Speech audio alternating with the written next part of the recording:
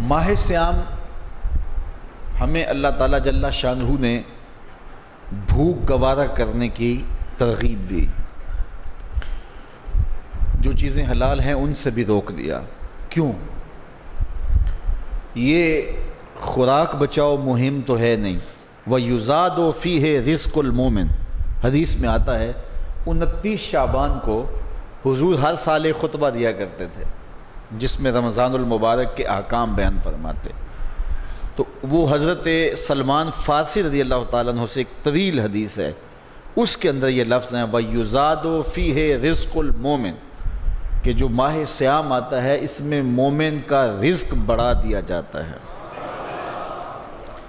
عام لوگ جو نعمتیں عام دنوں میں نہیں لے سکتے، رمضان میں مہنگی ہونے کے باوجود انہیں میسر ہوتی ہیں، تو یہ اللہ تعالیٰ جل شانہ کی خاص کرم نوازی ہوتی ہے، مومن کا رزق بڑھے۔ آپ کے گھروں کا بجٹ عام مہینوں کی نسبت ماہ سیام میں زیادہ ہوتا ہے، اور زیادہ کرنا بھی چاہیے۔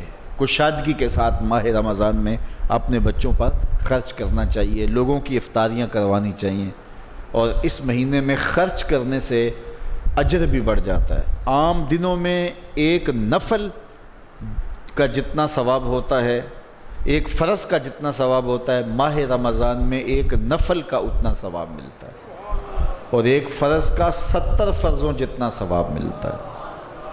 اسی طرح خرچ کرنے سے، ایک خرچ کرنے سے 70 گنا ماہ سیام میں اجر بڑھا دیا جاتا ہے۔ تو اس لیے اس مہینے میں رزق بڑھ جاتا ہے، اخراجات آپ سب اندازہ کرتے ہیں زیادہ آتے ہیں۔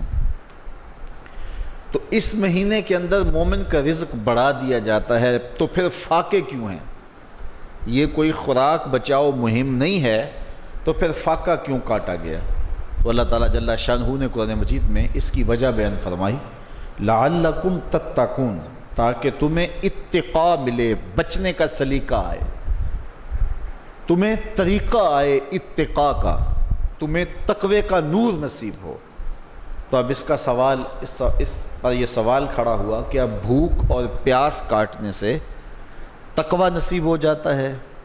تو صاحب جی، بھوک اور پیاس کاٹنے سے تقوی نصیب ہوتا ہے، اگر اس کے آداب کے ساتھ روزہ رکھا جائے تو بھوک اور پیاس انسان کو تقوی کے قریب کرتی ہے۔ چونکہ شہوات نفسانیاں کم ہوتی ہیں، جو ہی بھوک اور پیاس کاٹو گے تو شہوات نفسانیاں کم ہوں گی اور تقوی نصیب ہوگا۔